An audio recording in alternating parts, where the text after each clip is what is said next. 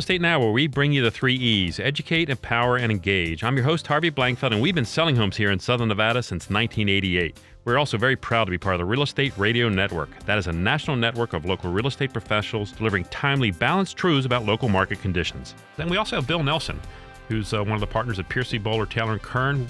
He's a 27-year resident of Las Vegas, and he's had 23 years over there at Piercy Bowler Taylor Kern. We've been hearing a lot from our new president about all these impactful changes he's going to make, and a lot of it relate to corporate tax.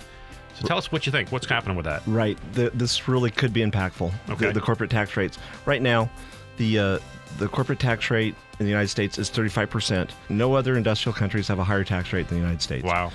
And it makes it very difficult for countries, U.S. countries, to compete because of that. One of the things that makes it difficult for them to compete.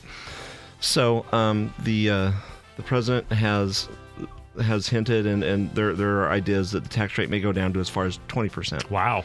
From 35%. The thought is, and this is from economists, right? You know, people with PhDs after their names, not CPA. So that people with PhDs after their names that study these things, think that could be very impactful. As far as the economy, could create jobs. That's huge. Companies would have more money to invest, to grow their businesses. If more people are employed, then they're paying individual taxes. More money. Corporate taxes would go down, probably. But sometimes when tax rates go down, the tax actually collected goes up. Yeah. Because of there's more activity. There's more activity, and people aren't as aggressive at working their way around the taxes legally, of course. Right. Legally, of course. Legally working the way around taxes. Of course. For example, currently there are several $1 trillion that U.S. companies have outside the United States. Right now, there's talk that that there might be a kind of an amnesty type thing for some of this money to bring it back. An amnesty would be 8 to 10% tax as opposed to the 35% tax. Gotcha. Which is estimated to bring about $450 billion into the Treasury.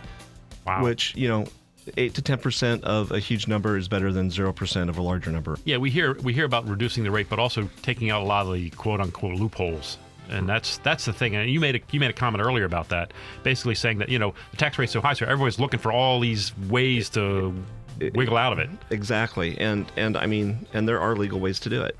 And sometimes those take sacrifices. I mean, there are losses that can offset gains and such things like that.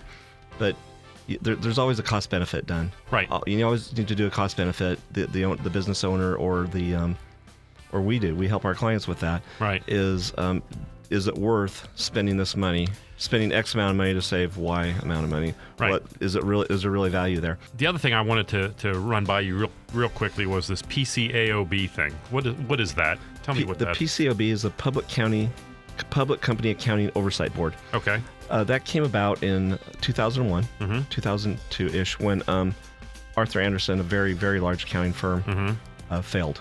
It went away because they did some questionable things. Oh, my. Well, their client did some questionable things. They didn't catch it. And they're a little too close to their client. Right. And the Public Company Accounting Oversight Board oversees accounting firms that audit SEC-type publicly traded companies. Gotcha. PCAOB comes in every 2 to 3 years, and they audit us. They look at our records. They see if we're doing what we say we're doing.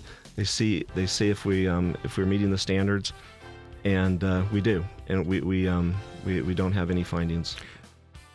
You've been listening to Las Vegas Real Estate Now with host Harvey Blankfeld. Please tune in every Saturday at 11 a.m. right here on News Talk 720 KDWN.